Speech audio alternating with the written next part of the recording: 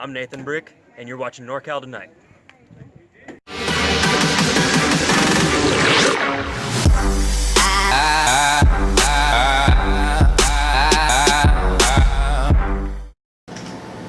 Hey, what's up, everybody? This is Allstate Chris with another episode of NorCal Tonight.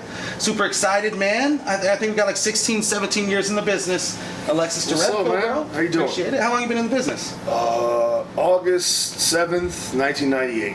Wow, that's coming up. Oh, fuck, I guess it is. Yeah, that's not 18 too, years. Yeah, that's awesome, bro. 18 years. Where'd you, I heard you had a pretty cool story regarding training. I started with Oliver John and Sir Paul DeMarco at Pro IM. It was over off of Arden. Cool. Went to the Tonga Kid after that. Oh, sweet. And then the journey's kind of been, you get learned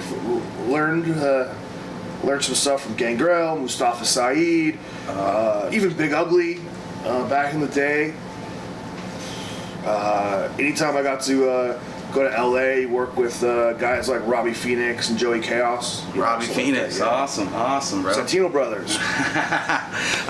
So when was your debut? Like I said, August 7th. August 7th. Yeah. Well, do you remember the match? Do you remember the circumstances? It was. I always thought it was in Folsom, but I think it was really El Dorado Hills. Oh, okay, yeah. Like that, yeah. And I wrestled a guy named John Black. John Black. Yeah, he was. He got the name from. What was the show? Lorenzo Lamas was in it. And he was a bounty hunter. Renegade. Okay. Yeah, pretty sure that's where he got the name from. Yeah, that's cool. It was awful. It was an awful, but I mean, it was two guys who had their debut together. Oh, Yeah. wow. He was a good worker, but he only lasted like 2 years, knee or something like that. Good kid. I actually ran into him like maybe a year ago. Didn't recognize him at all. But he was like, "Hey man, like, what's up? I'm this person." I was like, "Oh shit, I had my first match with you." Yeah. What's up? Cool. But it was like I hadn't seen him probably in, at that point, 14 years or something. Wow. Yeah. Wow. People come and go out of the business, huh? Oh. All the time? Yeah. Huge turnover rate? That's an understatement. If you go from the day I started training, which would have been March of 98, till right now, 5,000 more wrestlers would be, if they all would have stayed training. Yeah, and completed training, and become 5,000 easily. Wow. I can remember when Levi started to train at Devil Mountain. I think we had 19 students. Okay. Now, so February 2009, I think there was 19. The only ones that are around from that 19 is Levi. Whoa. Yeah. Wow. Right? Wow. That's whoa, Yeah. I didn't know that. That's a huge dropout rate. It's like, man, it's so crazy. Yeah. Just ridiculous. Devil Mountain, is that where you made your debut? No. Devil Mountain didn't start until 2006. Oh, okay. Yeah, Okay. No, it was just a pro wrestling show. It was really not until like, I really only remember like APW and it's the one in Fremont. Newark area? Kurt White, yeah. BTW. Oh, BTW, yeah. Yeah. They were really the only ones I remember being like a named thing in the 90s. Oh, really? Like TC Martin ran shows, and if he had a name, I don't remember what they were. And there were other guys that just did pro wrestling shows or live lucha libre and stuff like that. It wasn't until maybe like 2000 people started having, whatever pro wrestling, championship wrestling, this and that. I mean, there were always, big time wrestling has always kind of been a thing around the country. Yeah. I think it still kind of is.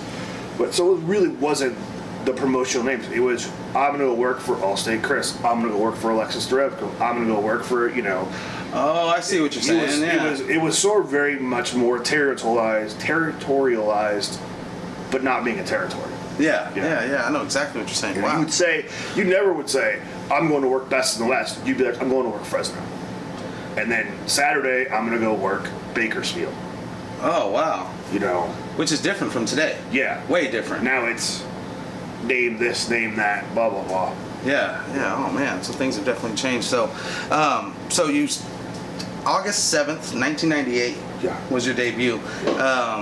That's impressive, man. Like you said earlier, that's just 18 years of just constant. Have you just been in the business the whole time and With always the exception wrestling? of Or 9 months in 2000, no, in '99 I got hurt, bad car accident. oh man, okay. You know, I missed about 9 months, and then, but I mean, I guess I was still in the business. It wasn't like I quit. It was like I couldn't wrestle. Yeah. They told me I wasn't gonna wrestle, and I was like, bullshit. And then, really, my next biggest gap of missing time was I blew my knee out in. I think I actually blew it out in 04, but I kept wrestling. So in 05, I missed like 3 or 4 months. And then I missed that shoulder injury that I had in 2014, where I missed like 5 months. Wow, dude, that's barely a year and a half. Yeah, out of 18 years. Right. That's commitment. And passion. really, and up until 4 years ago, I pretty much wrestled every week at least once. Wow. You know, I never had time off. Have you always been Alexis Darevko? Oh God, no! My first. I can't wait to hear this. No, I had the first. I've been Alexis Darevko or Alexis Smirnoff Jr. The combination of the two. Yeah. Since 04. Oh wow. But the years before that, I had probably 12 gimmicks. Whoa. Again, you kind of go to when I would go to LA. Yeah. I did a surfer character. When I was up here, I was really lost, and I worked for a lot of lucha companies, so I wore a mask. In Arizona, I had another gimmick. You know, and all the stuff I came up with was sort of stuff that was because I was a fan. I was a mark. I kind of wanted some of my characters to be like a mesh of guys, and so you know, I was a big Diamond Dallas Page fan. Oh, so cool. not that I wanted to do Bang, but I wanted Diamond Cutter to be my thing, and you'd get told, no, that's Diamond Dallas Page's thing. I'm like, he's on fucking TV. Yeah, it shouldn't matter, right? It doesn't matter. Yeah. It's going to make people think, you know. I used to always shave my head, and I had a goatee, so I kind of looked like Steve Austin in that sense. People hated it. Yeah. So I grew a beard and kept shaving my head. That's actually how I got Johnny Payne, the Pitbull Johnny Payne, was the one who started calling me Smirnoff, probably in 02. That's just was his name for me. Hell, even the other night at East Bay Pro Wrestling, he was, hey Smirnoff, hey Smirnoff. Yeah. You know, because that's what he calls me. And that's just kind of how that evolved. Some of the best names are given to you. Oh yeah, like Yeah. you know, I think Levi Shapiro is probably one of the few people that actually came up with his name. Oh, really? Yeah. Wow. You know, yeah, because I told him, I was like, give me a list of 10 names. And I don't remember what, there was something Levi something and something Shapiro, and we kind of weeded it down, but he was like, well, what about, like one night he was like, what about Levi Shapiro? And I was like, sounds great to me. Yeah. Yeah. Well, look at that. Still to this Yeah. day, too. It sounds like you were involved with training a lot. I trained Levi. Yeah? Yeah. Oh, that's cool. That's Yeah. something to tilt your hat to, Oh, man. yeah, That's awesome. I'm very proud of him. Yeah, classic connection and everything they got going on. That's got to feel pretty good. He's a good kid, too. Yeah? You know, he's, I always tell him he's way better than I ever was at that same, you know, I guess, what is he, about 7 years now in? Yeah. Yeah. Because his debut is August 15th, 2009. So he's just about 7 years too. Sweet, man. Sweet. So, so you just take credit for Levi. Did you play a part like?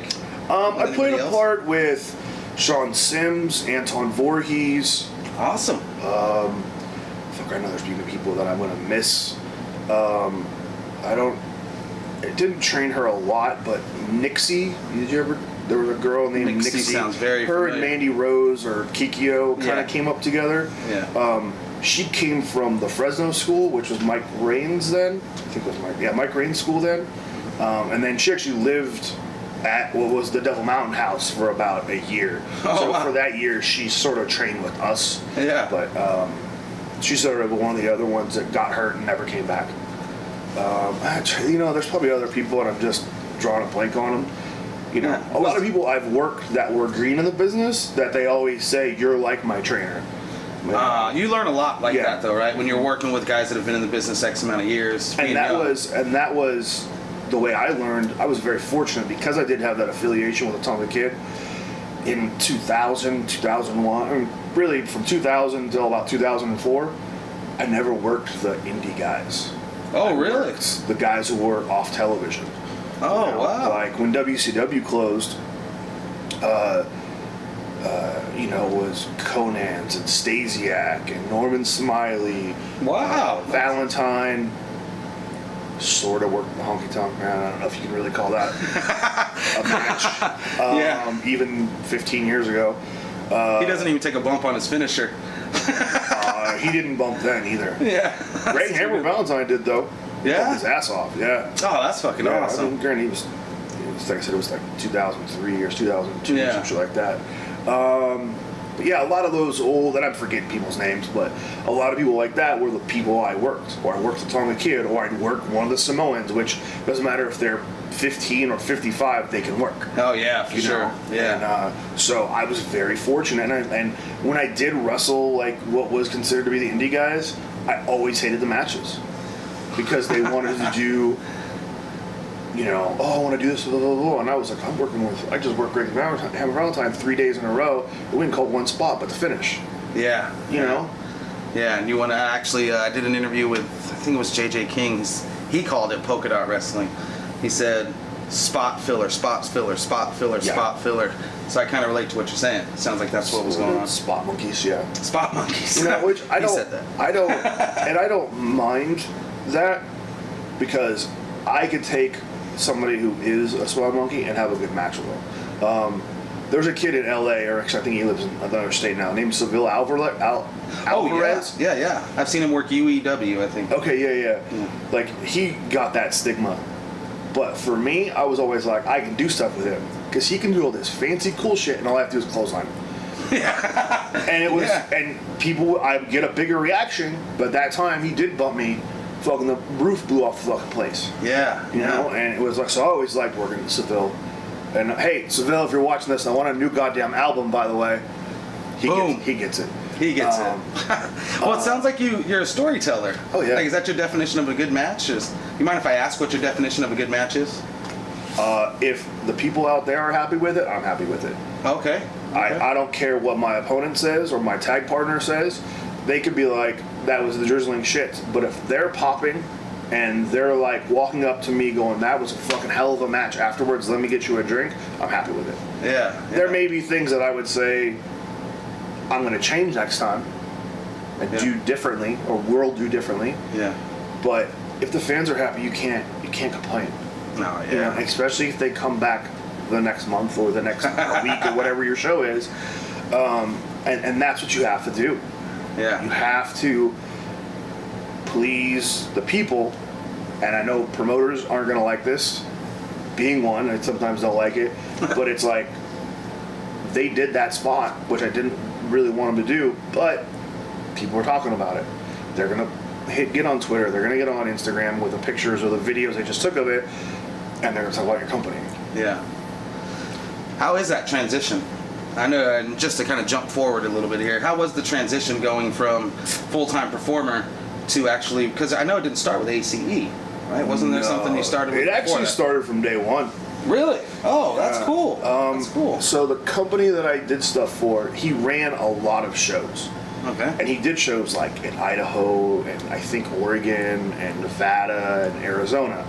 So wow, that's the whole coast, huh? Yeah, that's he did a lot, and he was a promoter, like a music promoter, and he did like festivals and shit like that. Oh yeah. And but he lived here, and he had a construction company here, and one day he says to me like, "Hey, what do you think about this idea?" And I was like, I haven't even had a match yet, right? Wow. But yeah, and it was and from then on, it was like anytime they talked about booking stuff and going down and doing a show, Bakersfield or wherever, I got brought in, and I was just kind of like sitting there. So it's kind of been the like booking side of things. Yeah. It's always been there. it got serious. All the Tonga Kid stuff that we did with the churches and the tours that we did, I booked everything. Wow. Yeah, I booked. I mean, my friend Rick booked like the venues and like got us the deals to run the shows, but I booked all the shows because the Tonga Kid would always try to book and it never made sense, and I'd walk up to everyone else and be like, no, we're not doing that. You're doing this and you're doing that and you're doing this and that, and he would never ever say anything to me about it. Yeah. You know, and then from there, WCWA, I didn't really book, but I had a little bit of like stroke because I was the draw there. For the year that they were open that I was there, I was the draw. You know, and then from there, basically Devil Mountain. It's just kind of gone on from there. You know, So that's fucking awesome. Devil Mountain, Ace, Battleground, Portland, Lucha Libre, a couple different Lucha Libre companies. So, yeah, dude, that's cool. You know, we're gonna cut to break real quick, and when we come back, we're gonna explain the Battleground, Devil Mountain, and all that, because that actually is Ace, just under an umbrella. Like Ace is the umbrella, in a sense. Something like that, yeah. We'll talk about it when we come back from break.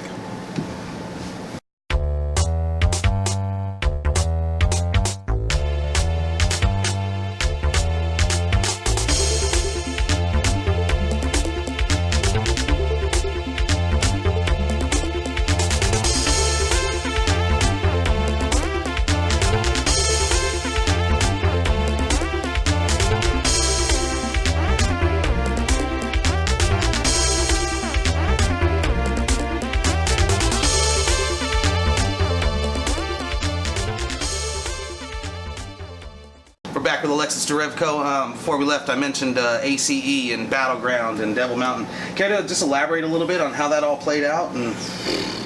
Because it's in a sense, it's kind of like the NWA. Okay, so you're absolutely right. I'm a big NWA guy. Oh, cool. I loved the idea of all the promotions and one world champion. I loved it. Was never supposed to be what it is. I was running Devil Mountain shows up here for a few, and it wasn't a lot, a few, I think I did 3 or 4. And at one point I was told, after, I don't know, 6 years of being with the company, whatever it was, that I'd start paying to use the name. Oh, And I was like, no, I put a lot of money in this company. I've paid my quote, paid my dues to use this name. Yeah. Another promoter from Colorado named Brian Von Dusen and I were bullshitting, and he was like, just come up with another name, do your own shows. I think in hindsight, it probably should have been Battleground. Yeah. It should have been Battleground North or some shit like that. But there was changes going on at Battleground at the same time, and I kind of was like, I don't know if I want to be affiliated with them anymore. Yeah. Actually going back to August 13th, 2011, Sheik defeated Dylan Drake to be the first ever champion. And so that's how it started, and we were just going to do our own thing. And then when Battleground kind of got back to being the Battleground I liked, we started doing stuff where really I wasn't even running shows anymore. I was just booking my champion down there. Ah, I see. And he was sort of like the mid-card champion for Battleground, the Ace Championship, for a while. And then we kind of fell off. We didn't really do any stuff with them. And then when the last owner of Battleground, Peter Villano, and I started talking, he was like, we should just combine all our belts. We should be one company. Devil Mountain still wanted to do their own thing. Yeah. And I was like, fine, whatever, I don't care. Like, I've lost complete interest at this point. But at some point, they were like, combine all the belts. The Devil Mountain? Yeah. Okay. So that's when we went to 2014 and we did the big Sasha beat Sheik in, I think, February, and then in April he unifies all the belts. Yeah. Because I think on that same show, Levi lost to Mikey O'Shea. They had like a 3-way title at Battleground, which I always hated. Not the concept, just for down there. It was like, that was Spot Monkey Central.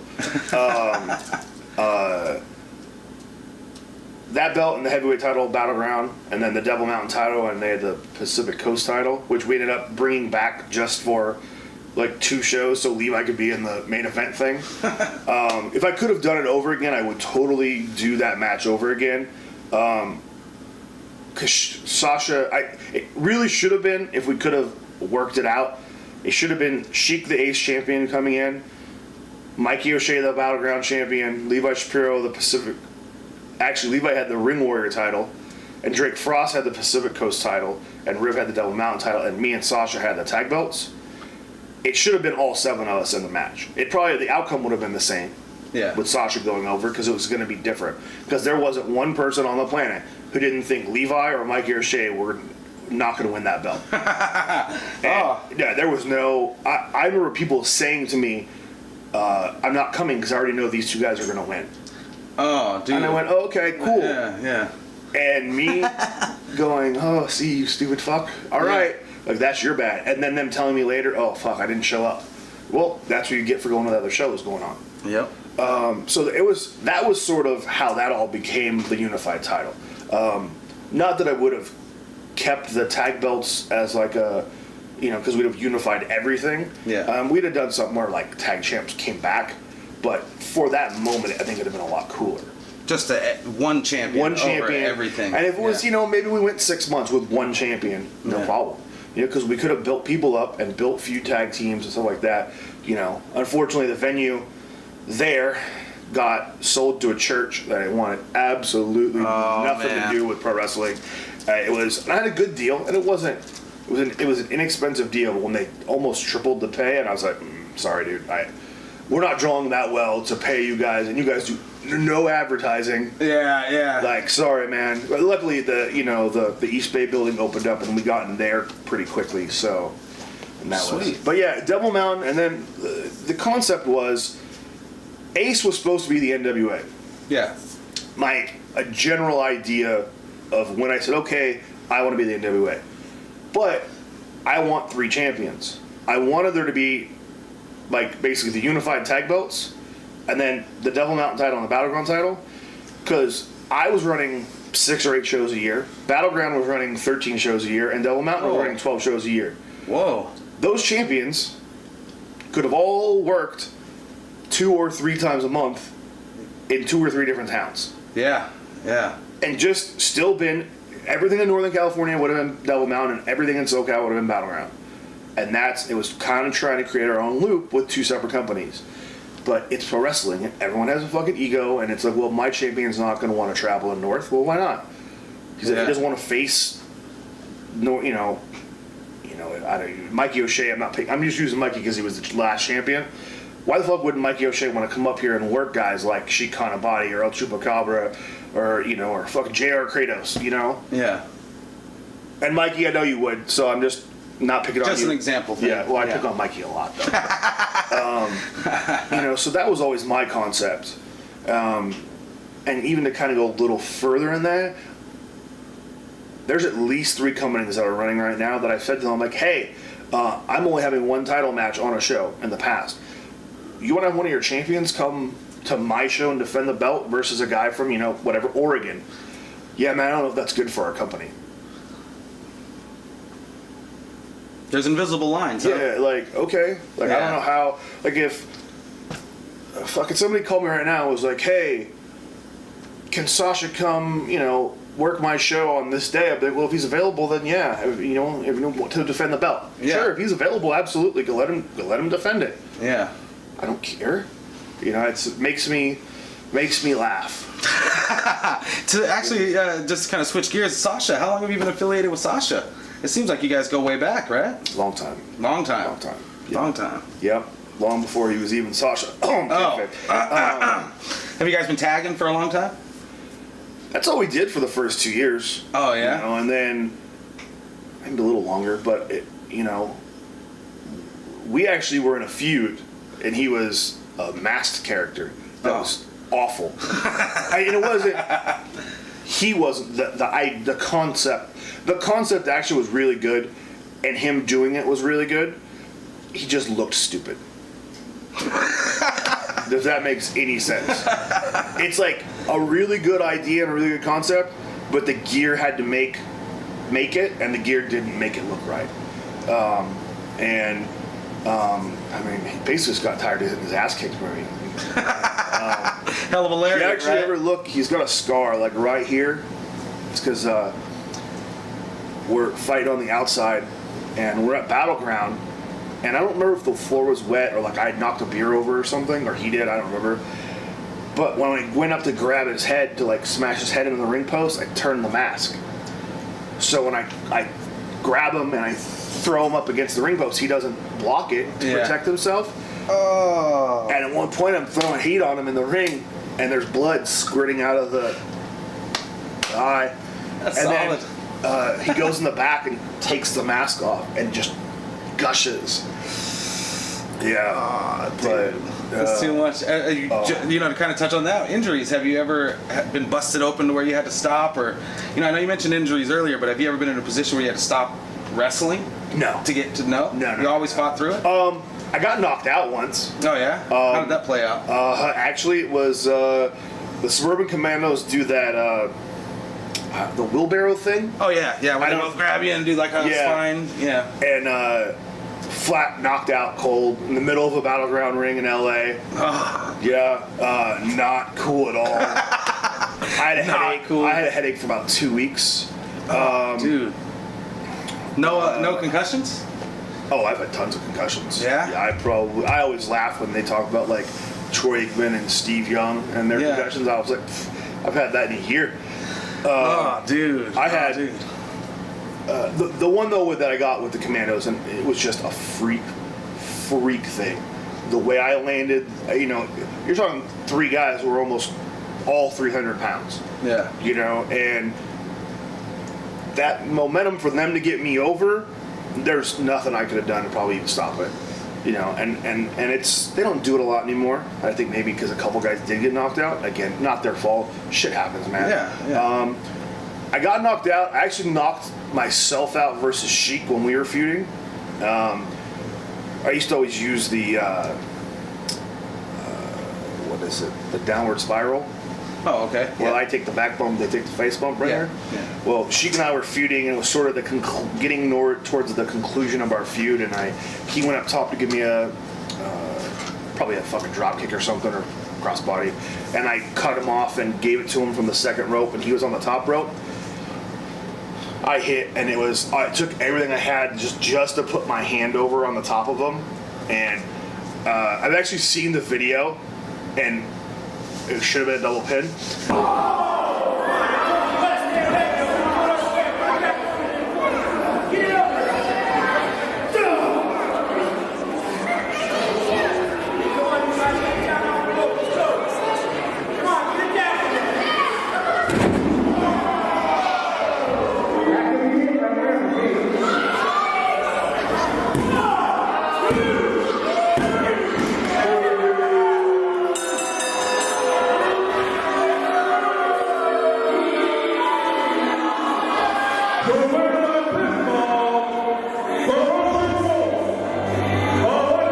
And you could tell something's wrong because I roll kind of gingerly to the side of the ring and I just start holding my head.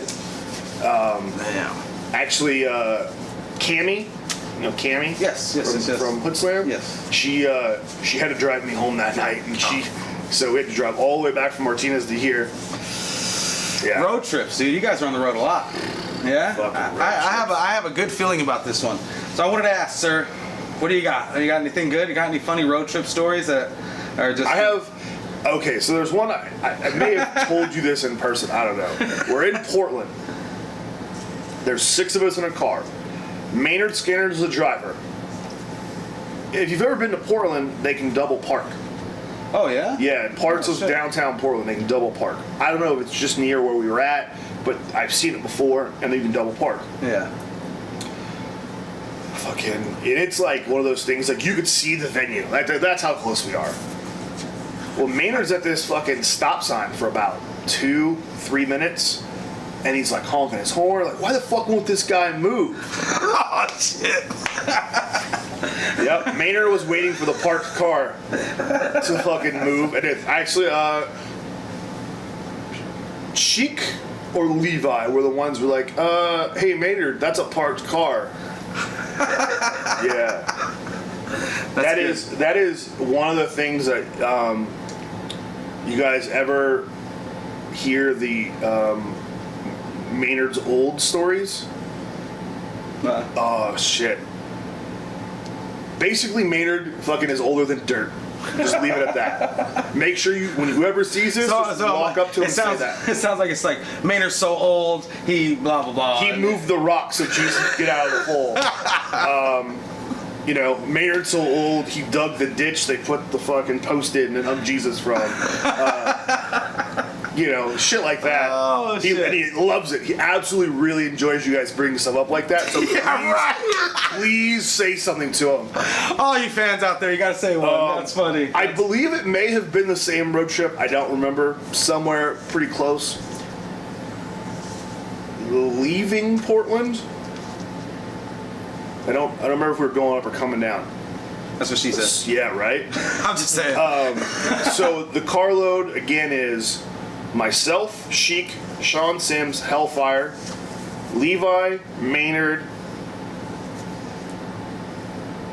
and I want to say, like, a female wrestler. I don't remember who it was. Wow, you guys packing it in there, dude. It was one of those big, cool caravan things. It's like, okay. like 8-person van. Yeah.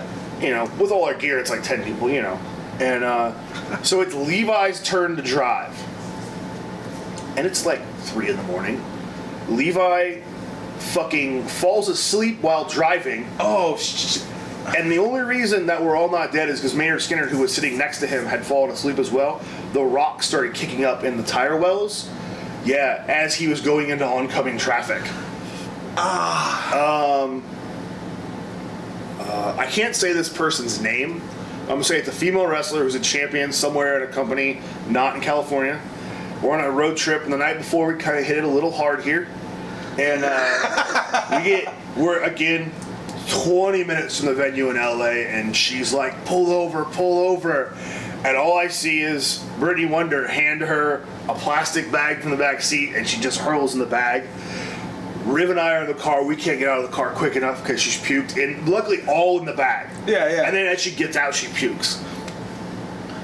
And so there's that. There's that one. Yeah. What else? How many states have you worked? 14. Oh, shit, man. That's awesome. All the states on the West Coast. Arizona, Texas. Yeah, like 12. That's sweet. 4 countries. 4 countries? Well, 3 if you don't count the United States. Holy shit, bro. Really? Which countries? You mind sharing a little bit Brazil, about that? Canada, and Mexico. You fucking wrestled in Brazil? Yeah. Oh, how was that? Scary as fuck. Oh, really? I would assume that they're a little nervous. 2000. Again, my memories sometimes with the years are bad. Yeah. But it was when all white people were getting kidnapped down there, like the oil people. And we had guards. Here's your plane tickets. Oh, shit. Oh, yeah. We had guards with us 24/7. Wow. Is this back in when you were a Tonga kid? Is that when you were with them? Yeah, it was Tonga kid. Yeah. And it was like, if you went to the bathroom, they would open the bathroom door with their fucking M16 or whatever to make sure no one was in there. And you take a shit with them, like, standing like they were the door. Whoa. Yeah. Whoa. They would turn your back to you. But Yeah. it was like, He's off. yeah. So thanks. Yeah, but it was like guy with a fucking M16 just hanging out while I'm taking a shit. Yeah. It was only like 6 days or 5, it wasn't very long. I think we did 4 shows or 5 shows. But it was like crazy. Wow. Fucking crazy. And they, they were like, be an American, be super American-y. And I'm just like, okay. Yeah. I don't want to die. But yeah, and I wrestled a guy that was from there. So it was like every heat I gave him, like they wanted to go over the guardrails, and there was guards at ringside. Yeah. Whoa, dude. Whoa. Mexico was the experience of in-ring was fun. Outside of it, I hated it. Yeah. I hated it. They did not want us there. The wrestlers did not want the gringos there. The gringos. They wanted to hurt us. like fights, like real. Oh yeah, like yeah. Let's fuck this. But when when you knock a guy out with one punch, and you have to do it in front of 10,000 people, they're like, okay, we're not gonna fuck with him. They're gonna fuck with the next guy, and then he has to knock somebody out or cut him with a fucking broken bottle, kind of survive. But it was like their way of testing us. But it was, Now that's paying dues. Oh yeah, that's paying dues. Knock him out or get cut. Lucky again, I was with telling the kid, and they really respected him down there. Yeah. And I kind of had that he's with me thing going for me. Yeah. But still, there was a couple guys that you knew the shots were snug, and I would just hit them back harder. We're gonna take a quick break. We'll be right back with Alexis Darevko.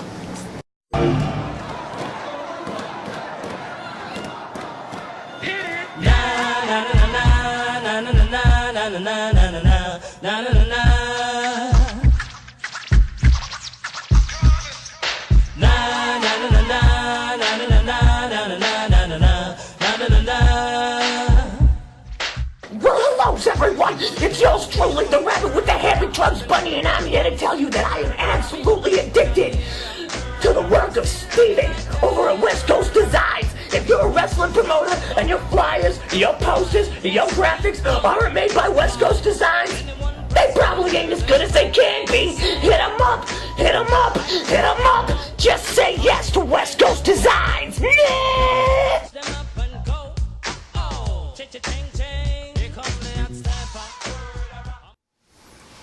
We're back with Alexis Darevko. So I want to talk just a little NorCal here. Is there any workers you haven't worked yet? Anybody out there? Like, I seen Cody Rhodes came out with this list. Oh, I want to do this, this, and this. Yeah. You have a list that you're hoping to get some checks on? There's some. I mean, it's sort of a yes and no answer. The veteran guys, I've worked everybody. No. I've actually I've only worked in a singles match one time Mike Rain, and that was at Devil Mountain probably 4 years ago. Oh. Yeah, but Mike, that'd be good. Same time, Mike and I have always either been bad guys together. So it was like, why would we wrestle? Yeah. Rick Luxury, I've only wrestled once, and I had to book it. Even though we were both heels, I was like, I want to work Rick. 2011, I think it was. Okay. I can't think really of the veteran guys that I haven't worked. There's a lot of new guys I want to work. Yeah. Let's see. All three members of the Hayward Heat. Oh man. I want to work.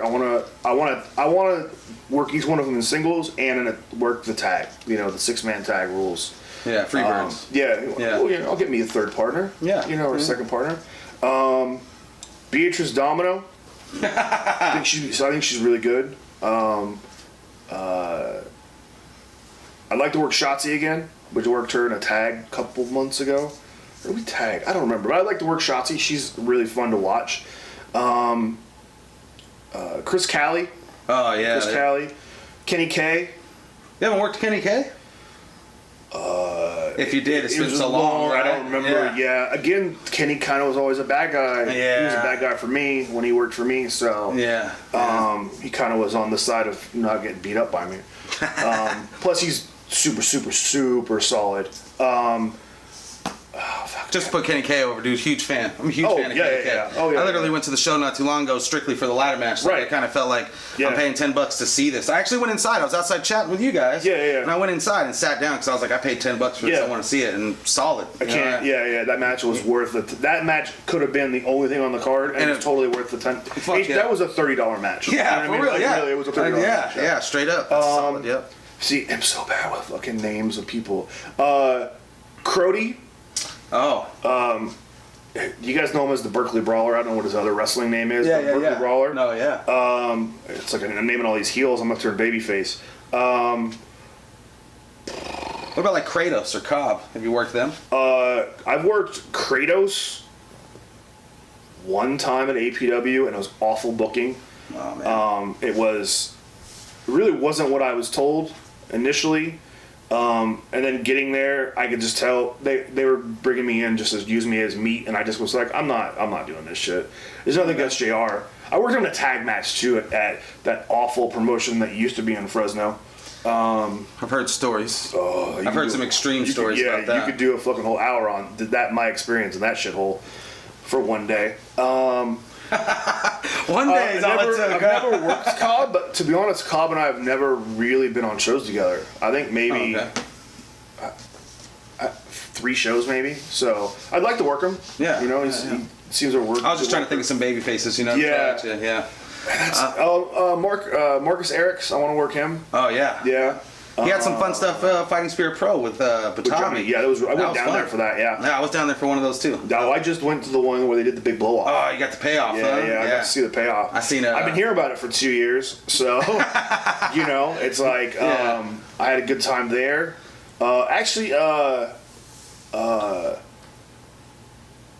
Brandon Pinion. You know Brandon Pinion? Yeah. He's cool. He's good. I may have worked him like a long time ago, but I saw him again for the first time in a while, and I was like, oh shit, I worked this kid. Bobby Burgerhands.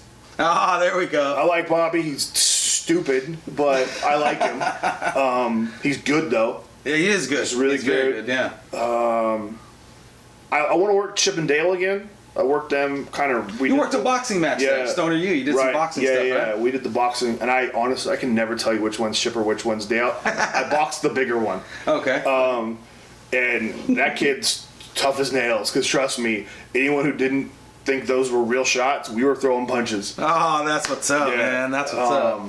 They do fun stuff at Stoner U, man. They do fun stuff. You know, as a matter of fact, if I can just transition to this, how does it feel working Hood Slam? You know, I always like to ask, because as a pro wrestler, you would think, like, man, you're working a crowd of 1,000. That's, like, got to be a moment, right? I mean... It's great, because before Hood Slam, I mean, really, Devil Mountain was the only one drawing anything. Oh, really? Okay. Really, I mean, and, you know, 120 people. Yeah. You know, which was more than, like, 80 more than most people were drawing. Oh, shit. You know, so it was like, well, we would get shit on all the time, but it was like, but we just outdrew you for 3 months. And then Hood Slam, you know, what was the first 5 shows or whatever it was, were all free. But when we got into the Metro, it was cool. I know Johnny Butabi and I have said this probably 10,000 times. I was on the verge of not wrestling anymore until Hood Slam came around. Oh, shit. Yeah. Really? Yep. Really? I was done. I was tired of all the bullshit. Yeah. It was really just like, fuck, I've been doing this long enough, man. Like, maybe it's time for me to, like, you know, finally do what everyone says and grow up and being a fucking adult and go work in TV or something. Yeah. You know? But yeah, it's, you know, I have, other than being one of the originals. Oh, you were there from the jump? Yeah. Have you been Zangief from the jump? No, I was... Oh, fuck, and again, I've probably done 5 or 6 different gimmicks there, too. But cool. Everyone has. Yeah. Well, you know, that's what... Everybody has done... Loosely based, there's a lot of gimmicks there, right? Oh, yeah. Like, shit, everyone's got a character to play. Right, you know, I think Toby might hold the record for most characters played. But, like, you know... I've seen him put on Mighty a whole bunch of different gear, dude. So many different times. There's times I've walked up to him and be like, who the fuck are you? what Toby am I getting into that? Well, no, I just don't know who he's dressed up as. Yeah, you know? And so it's for me, but I've said it in the movie. I'll say it's our vacation every month or twice a month, whatever. You know, we get 15 or 18 vacation days a year, and they're all Hood Slam. You know. Wow. Kind of, you know. Put a little fun back into it, right? Right. So much fun. Yeah, that's. I always say, if you have a bad time at Hood Slam, then you did something wrong. It wasn't Hood Slam's fault. Yeah, no way. Nope. So, you know, I like to just lighten it up a little bit. What about funny stuff? Like, okay, so I think I should be a little more, you know, explain the question. During in-ring competition, have you ever found yourself in the position where it was difficult for you to continue to play the role you're supposed to play because some funny shit happened? Recently, at Hood Slam, Mike Rain said that his pocket watch was more over than most heels in the West Coast, and they booed his pocket watch. And and it's on video. And I walked up to him and I was like, "That's fucking great, man!" You know. Yeah. And I just couldn't. I had to say something to him, and then he started to laugh. And he's all James CL serious. He's like, anytime you work Johnny Plinko, oh yeah, he's gonna do something to get you to crack up. See, that's cool, man. That's fun. And sometimes I don't think he does it intentionally. It's just how he is, and he'll do something, and you just have to smile. Damn, that's good stuff. You know, there's a few guys that can get me, and get me every time, and then there's guys who, till this day, are like, I'm gonna get you to smile sometime. And it just doesn't happen? Yeah. And I'm like, nope, you're not gonna happen. And I'm one of those guys, like, I do stuff like, you get me in a headlock, I'm gonna start rubbing your nipples and being like, oh baby, what's up? Oh, shit. You know, because I want to try to get guys to laugh. Yeah, you know? Anytime I can pick on your girlfriend or your sister or your mom or like some female that I can make remarks to, just to try to get you to be like, hey asshole, yeah, that's fuck you, fucking my wife, whatever. Yeah. I want that. That's funny though. That's Yeah. good stuff. You're just having fun with it, man. Shit. All right, so where are we gonna head with this one, man? I mean, you know what? You know where I'm going with this? What's up? I have this little black bag right here. Uh-oh. We call this a little black bag. We're gonna come up with a name with it one day. Who knows? We'll figure it out. Gimmick bag, something like that. I don't know. So what's gonna happen is there's pieces of paper in here. I'm gonna pull out a piece of paper and basically, man, just asking for your 2 cents. Okay. You know, just what you think about the person. JJ King. I love him. Absolutely love him. I only met him like 2 or 3 months ago, and like the minute I saw him in the ring, I was like, that kid's coming to the Axe Girls Empire. Oh, that's cool. Yeah, and like the minute I saw him, I was like, fuck yeah, I like that guy. I like his whole creepy gimmick that he's got going on right now. I That love shit it. is fucking over, dude. And he's different. Way different. Way different. Yeah. You know, he's got the half pant and the goggles and the weird eye, and it's just, he's a creep, but I love him. I think he's taken every step possible to separate himself and be different, and that's a smart approach, right? Absolutely. And it almost seems like it's an extension of oneself too. You know, like he can play that role very well. Oh yeah. You know, like it's the creepy side. But we all are the extension of the character we play. You know, I am Alexis Darevko. Yeah. 24/7, but it gets ramped up Times 1,000. Yeah, Right. You know, the Caution really are the Caution. Like that's really them. Yeah, absolutely. I mean, Do you still get butterflies when you step out to the curtain? Yeah. Still to this day. I got butterflies right now. That's awesome, bro. Yeah. That's awesome. Pro wrestling. You got it. You don't hit them, you gotta stop. Yeah, It's the rules, man. That's the rules. He said it's the rules. rules. I like that a lot. This one's a little close to home. We mentioned him earlier. Kenny K. Love Kenny. Yeah. Kenny is it. I'll say it right now, if Kenny K doesn't get Wrestler of the Year for this area, it's bullshit. Nobody has had more matches that made guys look good this year than Kenny. Makes guys look good. That's a big deal, man. Yeah. It's not all about you, right? Yeah. No, it's absolutely. If you have to make that other person or persons look good. Okay. Sean Gunn. Fucking piece of lying shit. Jesus Christ. He's probably fucking wrestling in China right now. Fucking while serving for the Marine Corps and jumping out because he's a paratrooper. Oh, whoa, this guy's active. There's more bullshit coming out of that guy than fucking sewers. Jesus Christ. The fucking reason. So we move this. So we Just transition go to this. away. A simple question. Well, not a simple question. Transition this into how do you feel about GGP? Because I've heard stories, Sean Gunn being affiliated with the company, and everybody has their own opinion. They're closed. What does it matter? It doesn't matter anymore. Nah, Huh? fuck them. They ran on the Super Bowl. They should have been closed that day. They ran on the Super Bowl. Yeah. Oh, I didn't even know that. Yeah, like 2 years ago. No, you're not going to run on the Super Bowl? Fuck no. You're not going to run against Fuck WrestleMania? man, dude, I got a fucking schedule for every sporting event in this town for the fucking next year and a half. Do you really? Yeah. That now, is cool. granted, there's times where fucking, I might have to run against the Kings, but it's not going to be every fucking time. They run 80 days a show, or 80 shows, or fucking 80 games a year. It's hard to fucking... Yeah, how you going to work around that? Yeah. And they don't really do Saturdays. So I'd like to talk a little bit about that, man. Like I've always... I think your approach to promoting... We're not going to do more names? We do three. We do three. Oh, all right. Maybe we'll pull one more out before the show's over, just to be fun All with it. But I wanted to commend you on your promoting. You always have somebody out there in the street team, and you're always doing something to push. I mean, you have a fucking show. Yeah. Right? Which we'd like to plug. Action Coast Empire has been running for a long time. How many episodes are you in now? I know it's 30, not 4. 37 full episodes, and then by Friday we'll have 14 episodes that'll be like the one match episodes where we've been releasing the Summer of Slam is what we've been calling it. Okay. So like 51 basically. and that's in 2 years. So that's that's the same as a television show. 22, 25 episodes a year. That was sort of when Phil DeCero and I got together and said, let's make a show. We were trying to do this stuff on the cable access. Oh, which that's cool. I think we aired for the month of July in 2015. And I looked at it and I was like, all the fucking work we're doing to make this look like a high def, nice television show looks like shit because they everything in low def.